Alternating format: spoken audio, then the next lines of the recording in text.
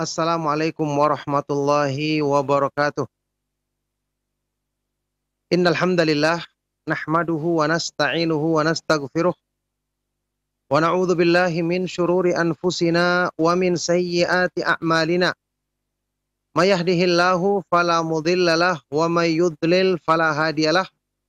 Wa asyhadu an la ilaha illallah wahdahu la syarikalah wa asyhadu anna Muhammadan abduhu wa rasuluh. Allahumma salli wa sallim wa barik ala nabiyyina Muhammad wa ala alihi wa sahbihi wa man tabi'ahum bi ihsanin ila yaumiddin, amma ba'du. Alhamdulillah, ma'asyiral muslimin, ma'asyiral ikhwa wal akhwat fiddin rahimakumullah, kalau kaum muslimin, para pemerhati Roja TV dan Radio Roja dimanapun antum berada, kita bersyukur kepada Allah subhanahu wa ta'ala dengan taufiknya, kita dipertemukan kembali di pagi hari yang berbahagia ini dalam lanjutan pembahasan tentang keutamaan dan kemuliaan ilmu dari kitab Miftahu Daris Sa'adah, buah karya dari Al-Imam Al-Allamah Abu Abdillah Ibnu Qayyim Al-Jauziyah rahimahullah ta'ala, di pembahasan Al-ilmu fadluhu wa syarafuhu, ilmu keutamaan dan kemuliaannya. Saat ini kita masih melanjutkan pembahasan di segi-segi keutamaan ilmu sampai di segi yang ke-107. Di situ Imam Ibnu Qayyim rahimahullah ta'ala membawakan di pembahasan ini beberapa sebab atau aujuh, segi-segi yang menunjukkan keutamaan ilmu dibandingkan harta. Keutamaan ilmu dibandingkan harta sudah sampai di segi yang ke-31 saat ini insyaallah. Kita baca keterangan Ibnu Qayyim rahimahullah ta'ala dalam kitab ini. Beliau berkata, Al-hadi wa thalathun, segi yang ke-31, annal ladzatal hasilata minal mali wal ghina innama hiya halu tajaddudihi faqat. Kelezatan yang didapatkan dari harta atau kekayaan duniawi itu hanyalah dirasakan ketika tajaddud saja. Terjadi pembaruan, yakni bertambah harta tersebut atau bertambah fasilitas duniawi tersebut. Ketika itu baru kita rasakan kenikmatannya. Nah, wa amma halu dawamihi fa imma an tadhhaba tilkal ladzatu wa imma an tanqus. Adapun kalau seterusnya, pertama orang mendapatkan harta, dia merasa gembira, senang. Atau ketika hartanya bertambah, dapatkan fasilitas yang baru terasa nikmat, gembira. Tapi untuk selanjutnya, setelah dipakai terus-menerus, bisa jadi kelezatan itu sudah hilang sama sekali atau paling tidak berkurang. Ini kalau memang ada kelezatan yang dirasakan dengan harta atau kesenangan duniawi. Nah, baik.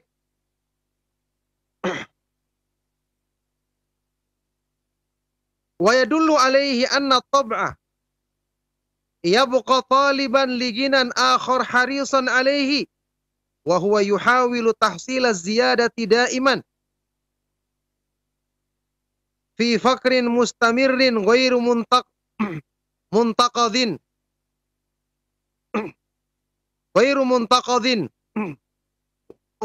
walau malaka khazainal ardi fafakruhu wa talabuhu wa hirsuhu bakin alaih. Hal ini dibuktikan, ditunjukkan dengan keadaan tabiat orang yang memiliki harta tadi. Kita lihat tabiatnya atau nafsunya, jiwanya akan selalu menuntut tambahan kekayaan yang lain. Kalau seandainya dia sudah puas, pastinya dia akan berhenti. Ternyata dia akan mencari yang lain. Menuntut tambahan kekayaan yang lain, masih berambisi untuk mencarinya, maka dia akan selalu berusaha mendapatkan tambahan dari harta yang sudah dimilikinya. Dia selalu dalam kemiskinan yang terus-menerus, kebutuhan yang terus-menerus tidak pernah tertunaikan. Meskipun misalnya dia memiliki semua perbendaharaan yang ada di bumi, maka perasaan kurangnya, ambisinya, semangatnya untuk mengejar harta terus ada pada dirinya. Ya, inilah keadaan yang dirasakan kenikmatan dengan harta kalau seandainya memang ada kenikmatannya. Hanya ketika pertama kali atau ketika dapatkan yang tambahan misalnya, setelah itu untuk dirasakan seterusnya, maka ini tidak sampai demikian keadaannya seperti yang beliau buktikan di sini dari penjelasan tadi. Alasan lain kata Ibnu Qayyim rahimahullah taala di sini, fa innahu ahadul manhumainil ladaini la yashba'an, la yushbi'an. Karena harta sendiri adalah salah satu dari dua kegemaran yang tidak pernah menjadikan manusia kenyang. Ya, tidak pernah menjadikan manusia kenyang. Disebutkan dalam hadis yang sahih yang sudah pernah kita lewati, ya. Semangat untuk mencari harta dan semangat mencari ilmu ini adalah manhuman, dua kegemaran yang tidak pernah menjadikan manusia puas. Fahuwa la yufarikuhu alamul hirsi wa talab. Sehingga orang ini tidak pernah terlepas dari kesulitan atau kesusahan dalam hal ambisi dan semangatnya mengejar harta tersebut. Ya, ini kelihatannya dia senang bertambah hartanya, tapi dia sendiri merasakan ternyata dia tidak pernah lepas dari kesusahan menundukkan keinginan nafsunya untuk terus berambisi mengejarnya. Padahal dia sudah punya yang banyak dari harta tersebut. Ini beda dengan kesenangan dengan ilmu. Kata beliau, ya, rahimahullah ta'ala, wa hadza bihilafi ginal ilmi wal iman. Ini berbeda dengan kekayaan yang dirasakan dengan ilmu dan iman. Fa inna ladzatahu fi hali baqaihi mithluha fi hali tajaddudihi. Karena kelezatan yang dirasakan dengan ilmu, dengan iman, ya, ketika terus digunakan, terus dimanfaatkan, itu sama dengan kelezatan yang dirasakan ketika bertambahnya ilmu atau terjadi peningkatan iman. Sama kelezatan yang dirasakan. Tidak ada yang berbeda. Ya, ini tidak menjadikan orang itu bosan. Kalau harta pasti kita akan bosan. Ya. Bal azyadu, bahkan lebih bertambah lagi di waktu itu. Wa sahibuha wa in kana la yazalu taliban lil mazidi harisan alaihi fa talabuhu wa hirsuhu mustashabun lil ladzatin hasil.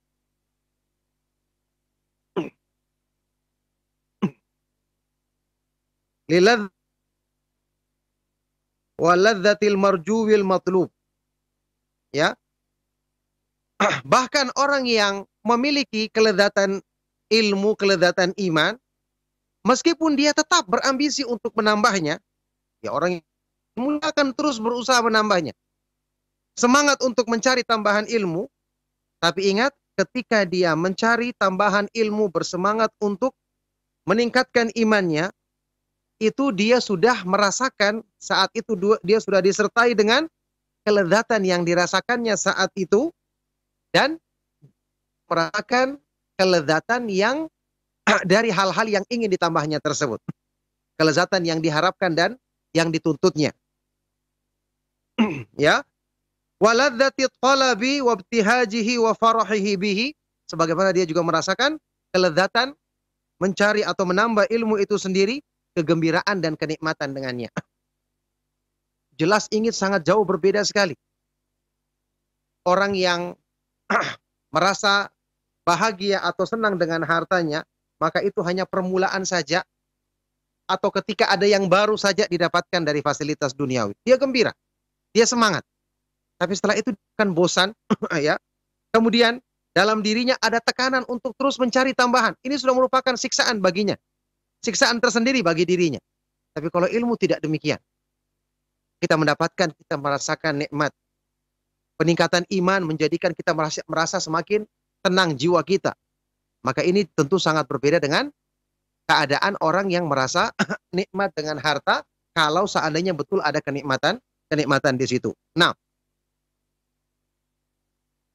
baik, ats-tsani wa tsalasun, segi yang ke-32.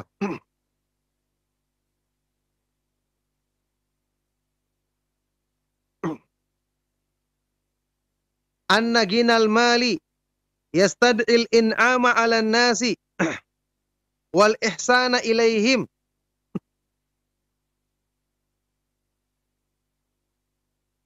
fasahibuhu imma an yasudda ala nafsihi hadzal bab wa imma an yaftahahu alaihi. Ya, kekayaan harta, kekayaan dengan harta, yastad'i ini menuntut menuntut kita, menuntut seseorang untuk kepada orang lain, ya, menyumbang untuk kepada orang lain atau berbuat baik kepada orang lain. Ya, ini orang yang kaya pasti dengan sendirinya ada tuntutan dari orang lain untuk dia berbagi kekayaannya dengan orang yang tidak mampu, orang yang tidak punya. Maka orang yang memiliki harta, kata beliau, fasahibuhu, ada dua pilihan di hadapannya. Imma an yasudda ala nafsi hadzal bab, bisa dia menutup pintu ini, yakni jangan dia berikan sama orang sehingga dia akan terkenal sebagai orang yang pelit. Ya. Nah, boleh dia, bisa jadi dia akan menutup pintu ini pada dirinya, wa imma an yaftahahu alaih, atau dia membuka dirinya, yakni memberikan bantuan untuk orang lain. Fa in saddahu ala nafsihi ishtahara 'indan nasi bil bu'di minal khairi wan naf'i fa abghaduhu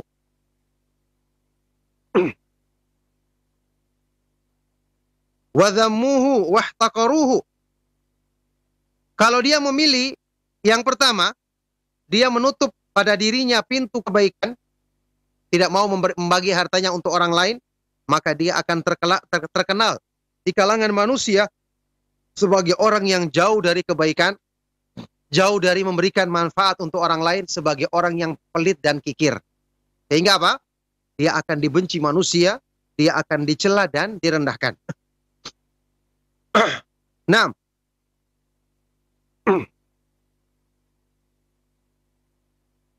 ya, wa kullu man kana baghitan 'inda nasi hakiran ladaihim kana usulul afati wal mudirrati ilaihi asra'a minan nari fil hatabi al yabis. Dan setiap orang yang dibenci di kalangan manusia, direndahkan di kalangan mereka, maka mestinya, ya, peluang untuk sampainya berbagai macam keburukan atau hal-hal yang tidak menyenangkan kepadanya lebih cepat dibandingkan dengan sampainya kobaran api kepada kayu bakar yang kering. Yakni peluang untuk terjadinya orang menyakiti dia atau orang menimpakan keburukan kepadanya karena dia dibenci, tidak ada yang menyukainya, ini tentu lebih besar. Nah, ini sudah merupakan kerugian tersendiri. Wa minasayli fi munhadarihi, lebih cepat sampainya bahkan dibandingkan air di tempat jatuhnya. Fa idza arafa minal khalqi annahum yamkutunahu wa yubghidunahu wa la yuqimuna lahu waznan ta'allama qalbuhu ghayat at-ta'allumi wa uhdhiral humuma wal gumuma wal ahzan. Kemudian dia, manusia, membencinya, tidak menyukainya, tidak menghargainya sama sekali karena pandangan manusia terhadap dirinya, ya, maka hatinya kemudian akan merasakan sakit yang sangat, dan selalu dia akan ditimpa kegundahan, kesedihan, dan kegalauan. Ini sudah merupakan siksaan bagi dirinya kalau dia memilih pintu yang pertama, yaitu tidak mau memberikan hartanya padahal orang tahu dia punya kelebihan harta. Sekarang kemungkinan kedua, wa in fataha babal ihsani wal ata'i fa innahu la yumkinuhu isalul khairi wal ihsani illa kulli ahad. Sekarang memilih membuka pintu kebaikan, memberi kepada orang lain, yakni membantu orang yang menolong orang dengan hartanya. Ini pun sesungguhnya tidak memungkinkan bagi dirinya untuk bisa menyampaikan kebaikan, ya, atau menyampaikan bantuan hartanya kepada semua orang. Tidak mungkin sampai. Paling berapa orang yang mendapatkannya? Jangankan seluruh dunia, satu negerinya saja tidak mungkin dia akan bisa berikan kepada semua orang yang ada di daerahnya misalnya. Fala budda min isalihi ilal ba'd wa imsakihi anil ba'd. Maka mestinya dia akan menyampaikan, memberikan bantuannya kepada sebagian orang dan menahannya dari sebagian yang lain. Tidak mungkin dia sampaikan kepada semua orang, karena tidak mungkin dia bisa menjangkau semua orang. Kemungkinan kedua, tidak mungkin juga dia berikan semua orang, maka hartanya akan habis, karena pasti ada batasannya. Ya. Nah, seperti itu. Wa hadza yaftahu alaihi babal adawati wal madhammati minal mahrumi wal marhum. Ya. Maka ini akan membuka baginya pintu permusuhan dan celaan dari orang-orang yang tidak mendapatkan bagian bantuan harta darinya. Coba kita lihat, ini juga risikonya dengan harta.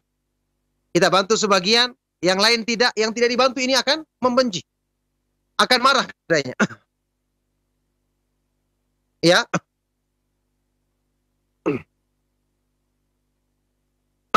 Ya, jadi yang al-mahrum, orang yang tidak mendapatkan juga akan benci sama dia. Wal marhum, orang yang disayanginya juga akan benci kepada dia. Bagaimana penjelasannya? Kata beliau, wa ammal mahrum, adapun orang-orang yang tidak dapatkan bagi bantuannya, fayaqul, orang ini akan mengatakan, kaifa jada ala ghairi wa bakhila alayya, kenapa orang ini bisa bersikap baik membantu orang lain tapi pelit terhadap saya? Akhirnya benci dia. Wa ammal marhum, ya,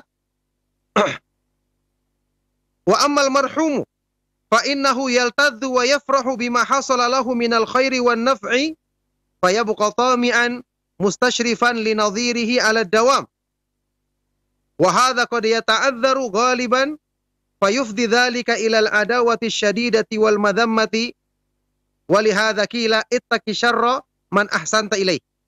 Adapun orang yang disayanginya dapat bagian, resikonya apa?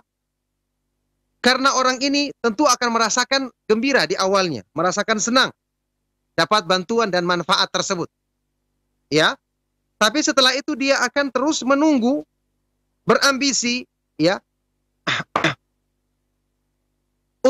untuk dapatkan bagian lagi secara terus-menerus. Tidak mau dia berhenti, dapatkan bantuan dari orang tersebut. Yang mana perkara ini untuk diberikan terus-menerus kepadanya, ini seringnya ia ta'adzar, tidak mampu untuk kita terus lakukan. Masih terbatas kita berikan kepada orang tersebut.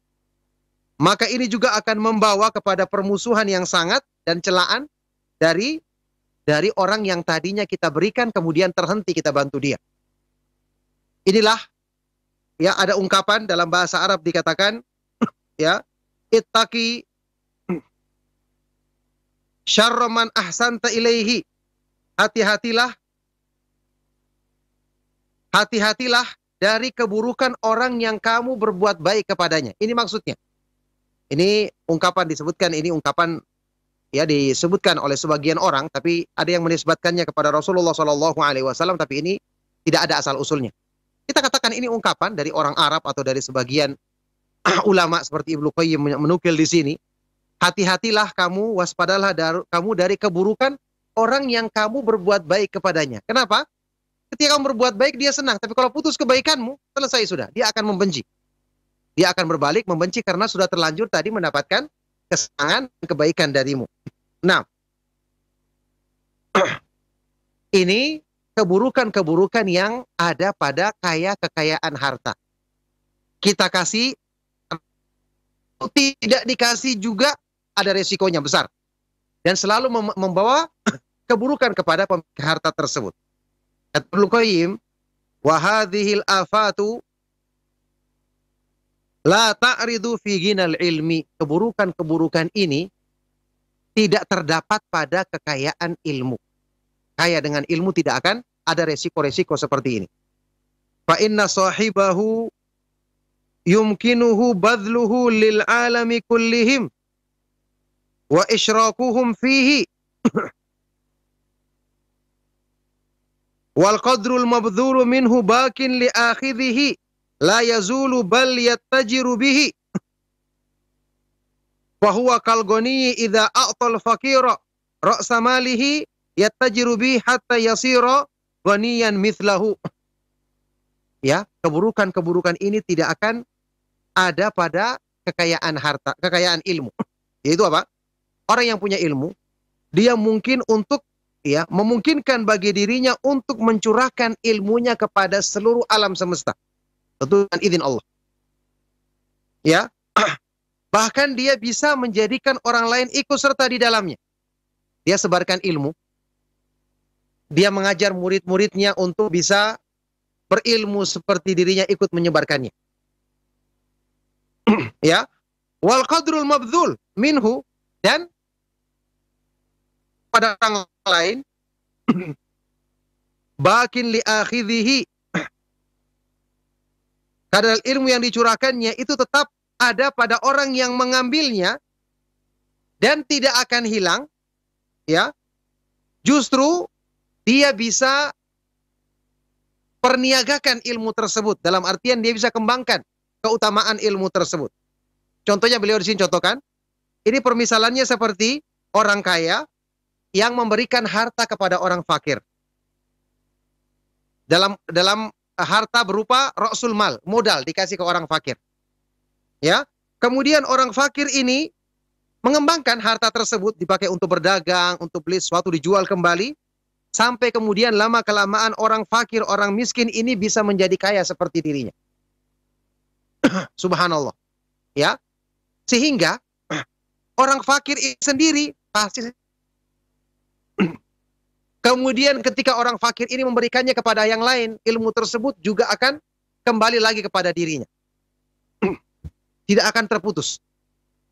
Sekarang kalau kita lihat sarana-sarana yang ada saat ini, apa yang beliau katakan ini sangat memungkinkan.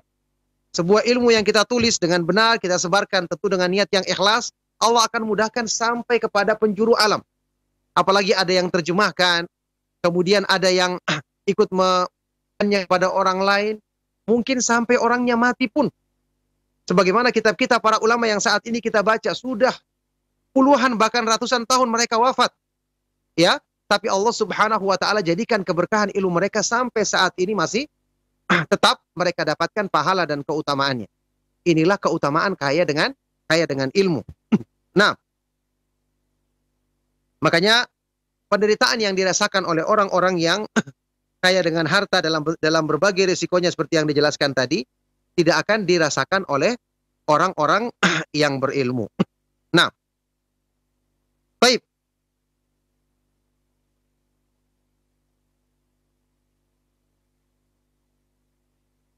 Berikutnya, segi yang selanjutnya, al-wajhu tsalitsu wa tsalatsun, segi yang ke-33. Keutamaan ilmu dibandingkan harta. Anna jam'al mali maqrunun bi thalathati anwa'in minal afati wal mihani. Ini penting juga, ya, kata beliau, orang yang mengumpulkan harta selalu berkaitan dengan 3 macam keburukan dan ujian yang mesti menimpanya. Apa? 3 hal tersebut. Nau'un qablahu wa nau'un inda husulihi wa nau'un ba'da mufaraqatihi. Pertama, kesusahan atau penderitaan, ya, jenis penderitaan yang menimpa dia sebelum mendapatkan harta, sebelum mengumpulkan harta. Jenis yang kedua yaitu ketika sedang mengumpulkannya. Dan yang ketiga setelah harta itu lepas dari dirinya. Karena tidak mungkin harta terus ada pada dirinya. Nah, kita lihat. Wa amma nau'ul awal, jenis yang pertama, fahuwal masyaku wal inkadu wal ankadu wal alamul lati la yahsulu illa biha. Sebelum mengumpulkan harta, dia akan merasakan berbagai macam kesulitan, penderitaan, rasa sakit yang tidak mungkin dia mendapatkan harta kecuali dengan penderitaan-penderitaan ini. Ya, sekedar dia berambisi saja, kemudian sulitnya mencari, sulitnya mengumpulkan, berbagai macam penderitaan, kepayahan yang harus dia curahkan. Ya, jadi pikirannya susah, badannya capek, ini sudah kita ketahui. tidak akan mungkin didapatkan harta kecuali dengan penderitaan-penderitaan seperti ini, kata beliau. Sekarang jenis yang kedua. Wa amma nau'u tsani. Fa masyaqqatu hifdhihi wa hirasatihi wa ta'alluqil qalbi bihi. Setelah dia mendapatkan harta atau di tengah-tengah dia mengumpulkan harta. Apa kesulitannya? Kesulitan menjaganya. Memelihara harta dan keterikatan hati dengannya. Orang yang sudah punya harta, tidak semudah itu dia akan mengeluarkannya. Tentu kecuali kalau orang yang beriman. Pasti hatinya akan terikat terus. Ingin mempertahankannya. Ingin supaya tidak berkurang. Bahkan kalau perlu ditingkatkan lagi. Sehingga secara perasaan di hatinya, dia susah untuk menikmati harta tersebut. Karena ada perasaan ya, tidak ingin mengeluarkannya. Keengganan untuk menjadikan hartanya berkurang.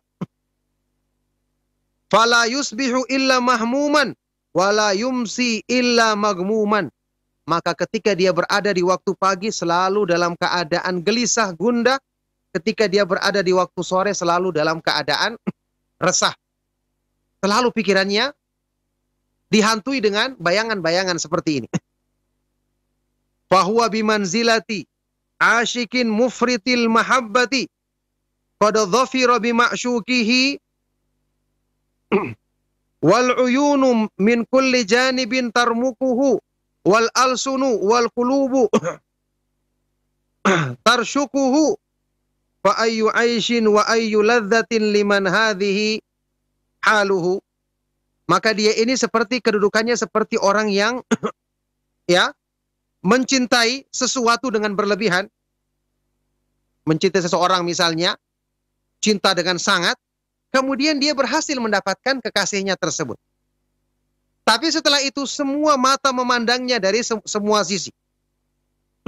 Semua mata melihatnya, semua lidah dan hati ya membicarakannya. Maka kehidupan indah bagaimana? Yang bisa dirasakan ya, kehidupan indah atau yang bisa merasakan kelezatan jika seperti ini keadaannya. Betul dia mendapatkan apa yang dicintainya, apa yang diinginkannya, tapi semua mata mengawasi dia, semua membicarakan dia, semua hati mencela dia. Pasti dia tidak akan betah dengan kehidupan yang seperti ini. Ini keadaannya orang yang bisa mendapatkan kesenangan dengan harta. Wa qad alima anna a'da'ahu wa hussadahu la yafturuna an sa'yihim fit tafriqi bainahu wa baina ma'syukihi wa illam yadhfaruhum bihi. Dalam keadaan dia mengetahui bahwa musuh-musuhnya, para pendengkinya tidak pernah bosan untuk selalu berusaha memisahkan antara dirinya dengan kekasihnya tersebut, meskipun mereka tidak berhasil melakukannya. Naam. Walakinna maksudahum an yuzilu ikhtisasahu bihi dunahum.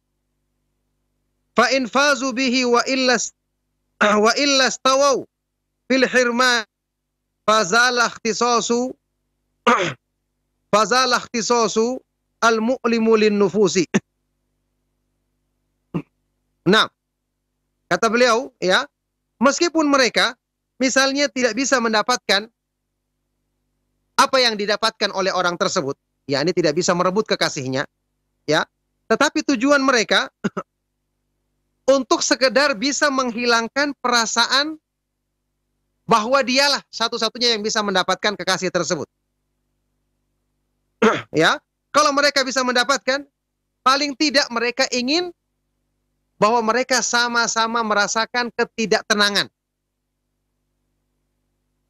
Ya, sehingga hilanglah kehususan yang dirasakan oleh jiwa orang tersebut. Ya, ini mereka semua sama-sama merasakan, tidak ada yang merasakan, ya, al-ikhtisas, bisa mendapatkan kekasih tersebut. Ya, ini seperti ini gambarannya, keadaannya. Orang yang merasa bahagia dengan harta, ya, tetapi tetap dia tidak bisa bahagia karena selalu sibuk pikirannya untuk menahankan harta tersebut. Karena memang asalnya harta tidak akan bisa menjadikan hati manusia dan jiwa Walau qadaru ala mithli dzalika ma'al ilmi la fa'aluhu walakinnahum lamma alimu sabila ila ilmihi amadu ila jahdihi wa inkarihi liyuzilu anil qulubi mahabbatahu wa taqdimahu wa thana alaihi fa in bahara ilmuhu wamtana'a an makayidihi an mukabaratil juhudi wal inkari ramauhu bil adhaim wa nasabuhu ila kulli qabihin liyuzilu minal qulubi mahabbatahu wa yuskinu mawdi'ahu an nafrata anhu wa bughdahu.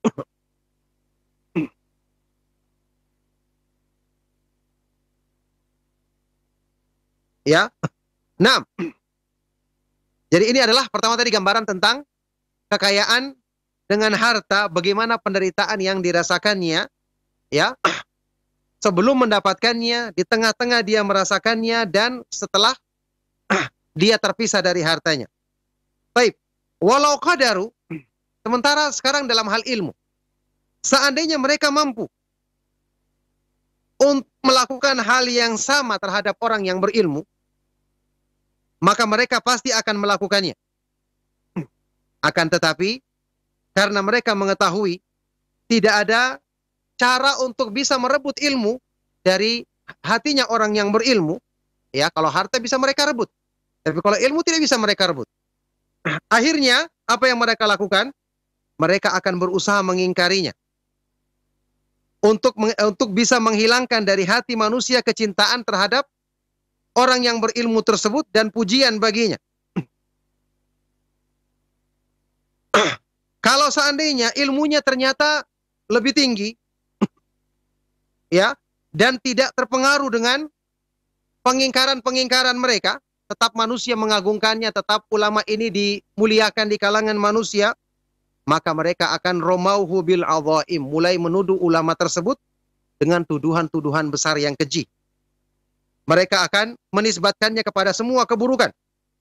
Tujuannya sama, untuk menghilangkan dari hati-hati manusia kecintaan kepadanya, untuk digantikan dengan kebencian dan ketidaksukaan. Wa hadza syughlus saharati bi'ainihi fa haula'i saharatun bi alsinatihim. Ini adalah pekerjaannya para tukang sihir. Ini merupakan tukang sihir dengan lisan-lisan mereka ketika mereka menjelek-jelekan para ulama, orang-orang yang membawa ilmu agama yang benar. In ajazulahu an syai'in minal qaba'ihi adh-dhahirati bi'ainihi ramauhu bitalbisi wat tadlisi waz-zawkarati war-riya'i wa hubbi tarafu'i wa talabil jahi. Ya. Kalau mereka tidak mampu menuduh orang yang berilmu ini dengan tuduhan terang-terangan, keburukan terang-terangan, maka mereka akan menuduh dia dengan talbis, mencampur adukan kebenaran dan kebatilan, atau tadlis, pemalsuan, menuduhnya berbuat riya, cinta untuk kekuasaan, cinta untuk popularitas, ya, mencari kedudukan dan seterusnya. Wa hadzal qadru min muadati ahlil jahli wadh-dhulmi lil ulama'i mislul harri wal bardi la budda minhu. Maka, ya, kadar dari permusuhan yang dilakukan oleh orang-orang jahil, kezaliman yang mereka lakukan terhadap para ulama, kata beliau, ini seperti pergantian panas dan dingin. Pasti akan dialami oleh manusia. Alam semesta kadang ada dingin, ada panas. Ada musim dingin, musim panas. Ada pergantian siang dan malam. Ini adalah di alam semesta. Tidak bisa tidak. Ini seperti gambaran cobaan yang menimpa orang-orang yang berilmu. Fala yambagi liman lahu muskatu aklin ayyata'adza bihi idla sabila lahu ila daf'ihi bihalin faliwattin nafsahu alaihi kama yuwattinuha ala bardi syita'i wa harri saif.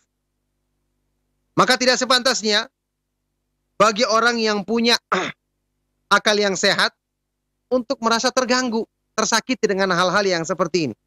Karena tidak ada cara untuk bisa menolaknya, seketika itu juga, ya, tapi hendaknya dia menenangkan dirinya, menyabarkan dirinya, sebagaimana dia menyabarkan dirinya untuk menghadapi rasa dingin di waktu musim dingin dan mengatasi panas di waktu musim panas.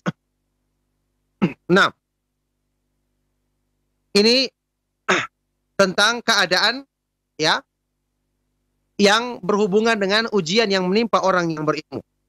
Sekarang wana'u tsalits, jenis yang ketiga, yang keburukan yang akan menimpa orang yang mengumpulkan harta. Jenis yang ketiga dari keburukan yang menimpa kekayaan harta, ma yahsul abdi ba'da mufaraqatihi min ta'alluqi ba'da mufaraqatihi man ta'allaqa qalbuhu bihi wa kaunuhu qad ja'ala bainahu wa bainal mutalabati bi huquqihi wal muhasabati ala maqbudhihi wa masrufihi min aina iktasabahu wa fi madza anfaqahu, yaitu apa yang akan didapati oleh seorang hamba ya setelah dia terpisah dengan sesuatu yang hatinya terikat dengannya. Karena dengan itu, ya, ketika dia meninggalkan dunia ini, karena dengan itu dia akan menjadikan ada tuntutan pada dirinya dari hak-hak harta tersebut. Di akhirat nanti dia akan dituntut. Bagaimana dia menunaikan hak-hak tersebut, harta tersebut. Dia akan dihisab, ya, ketika dapatkannya dihisab. Dalam hadis yang sahih disebutkan tentang harta, min aina iktasabahu wa fi madza anfaqahu, dari mana dia dapatkan harta tersebut dan kemana dia belanjakan harta tersebut. Jadi di dunia dia sudah mengalami berbagai macam.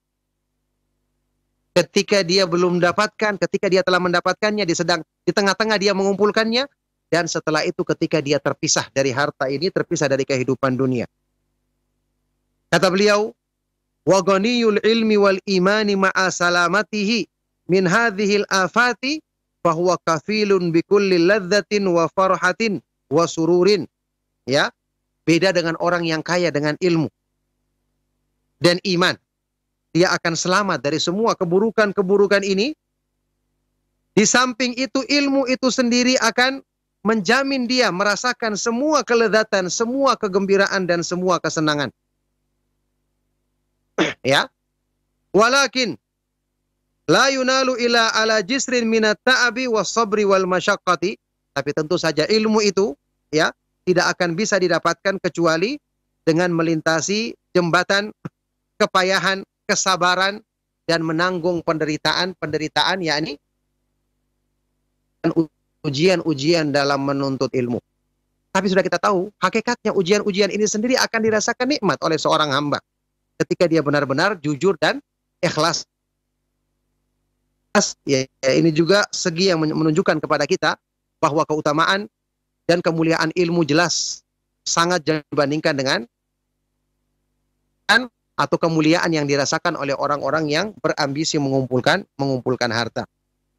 Baik, barakallahu fikum, insyaallah sampai di segi yang ke-33. Cukup sampai di sini. Insyaallah masih ada beberapa segi sampai segi yang ke-40, ya, tentang keutamaan, segi-segi keutamaan ilmu dibandingkan harta yang diterangkan oleh Ibnu Qayyim rahimahullah taala dalam kitab ini. Barakallahu fikum, kita cukupkan sampai di sini. Dan saya persilakan sebelum kita akhiri kajian ini untuk yang ingin bertanya, menyampaikan hal-hal yang perlu dipertanyakan. Sallallahu wasallam wa barak ala nabiyina Muhammad wa ala alihi wa sahbihi wa man tabi'ahum bi ihsanin ila yaumiddin walhamdulillahi rabbil alamin. Barakallahu. Taufik barakallah, jazakallah khairan Ustaz atas materi yang telah antum sampaikan di kesempatan pagi hari ini. Dan ikhwatal Islam azani Allahu wa iyyakum, kami buka sesi interaktif soal jawab bagi Anda yang ingin bertanya seputar materi yang telah disampaikan oleh beliau. Dan di kesempatan pagi hari ini kita mulai melalui telepon. Ya, silakan.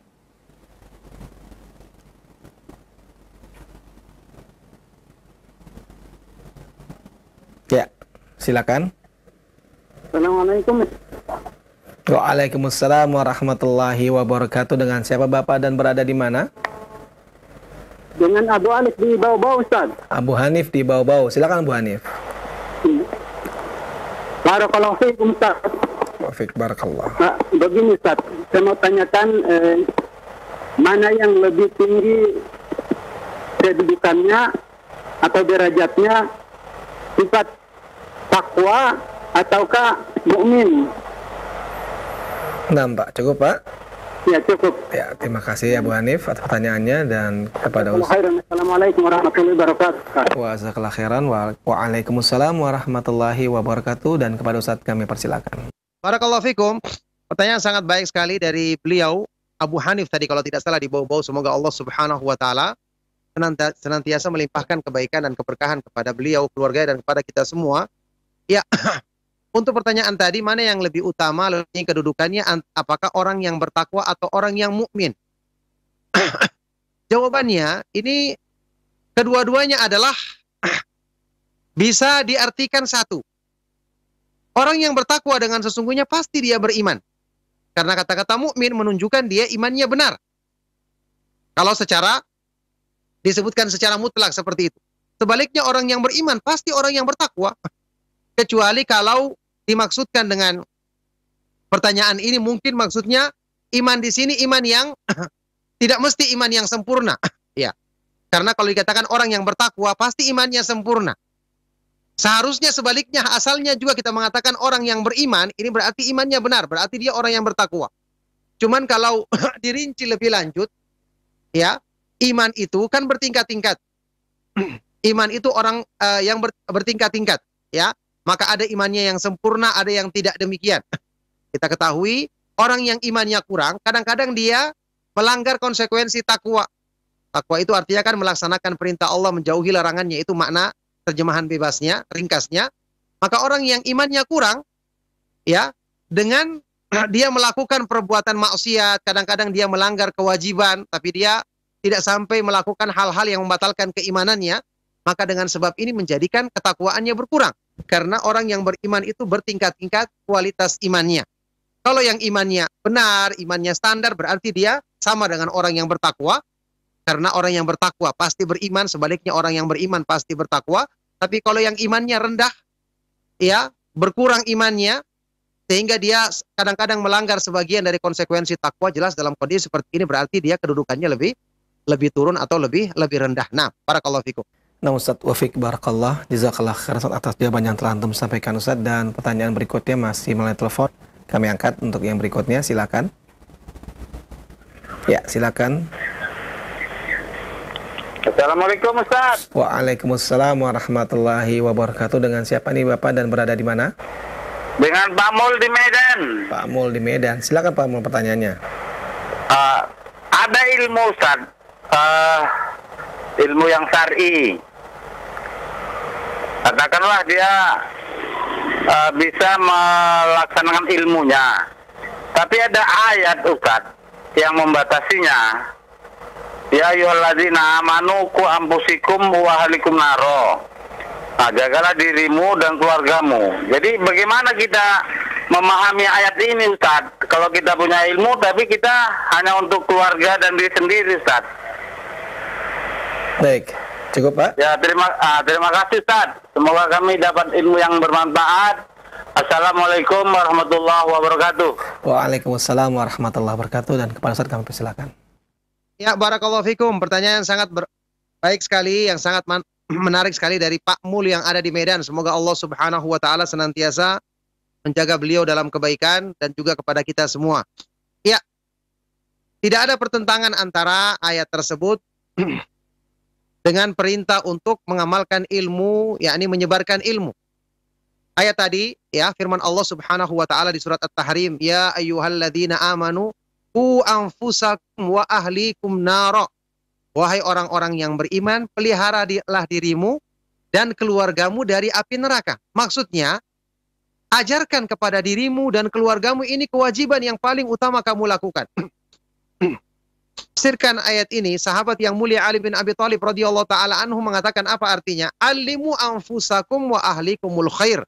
Ajarkanlah kebaikan, ajarkan ilmu agama, ajarkan tentang iman, kebaikan-kebaikan Islam pada dirimu dan keluargamu. Itu maknanya.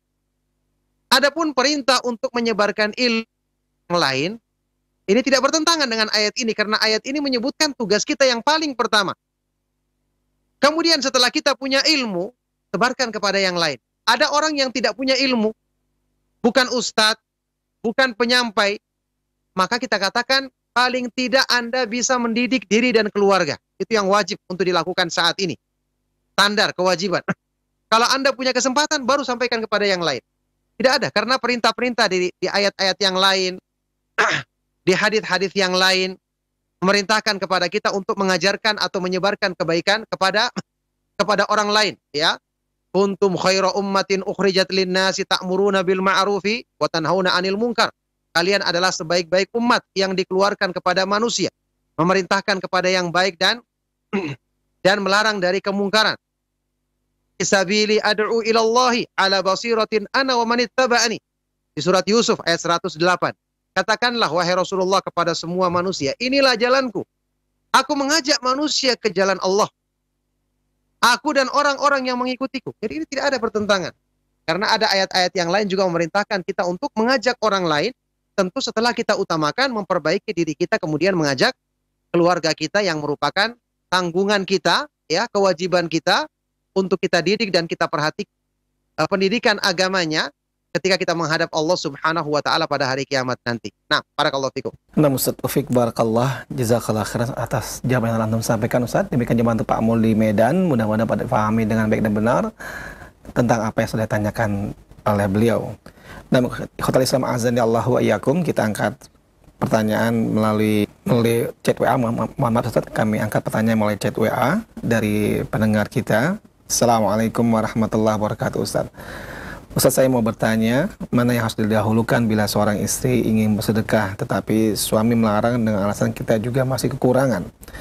Mohon Ustaz berikan penjelasan. Terima kasih Ustaz. Silakan Ustaz.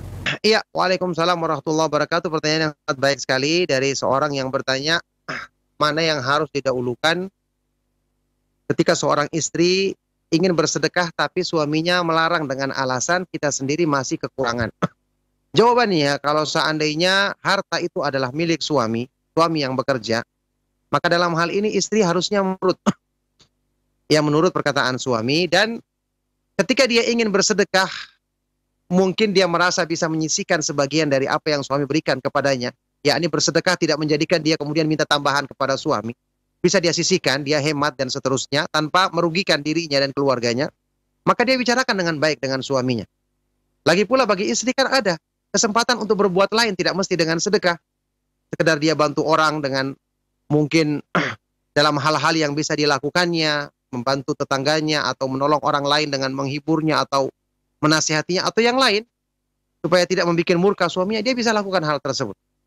Ya, masih banyak jalan-jalan kebaikan yang bisa dia usahakan. Yang penting niatnya adalah ingin membantu orang, tapi ketika suaminya melarang dan dia menuruti, maka ini dapatkan pahala dan keutamaan di sisi Allah Subhanahu wa taala. Meskipun demikian, tetap dia bisa menjelaskan kepada suaminya tentang bahwasanya kalau dia bersedekah tidak akan melalaikan kewajibannya dalam rumah tangga, tidak akan menjadikan kelaparan anak-anaknya. Seandainya dia bisa usahakan untuk menjelaskan dan mengamalkan seperti ini, maka tentu ini yang terbaik, tapi hendaknya dia tidak marah kepada suaminya dan tidak melakukan sedekah sembunyi-sembunyi karena suaminya tidak ridho dalam masalah ini. Dia berusaha dulu untuk bisa keridhaan suaminya. Nah, barakallahu fiik. Ini pertanyaan yang terakhir di kesempatan kajian kita di pagi hari atau siang hari ini, pagi menjelang siang hari ini. Semoga bermanfaat dan menjadi sebab kebaikan untuk dunia dan akhirat kita. Mohon maaf atas segala yang salah dan kurang, kami cukupkan. Sallallahu wasallam wa barak ala nabiyina Muhammad wa ala alihi wa sahbihi wa man tabi'ahum bi ihsanin ila yaumiddin. Walhamdulillahi rabbil alamin. Subhanakallahumma wa bihamdika asyhadu an la ilaha illa anta astaghfiruka wa atubu ilaik. Wassalamualaikum warahmatullahi wabarakatuh.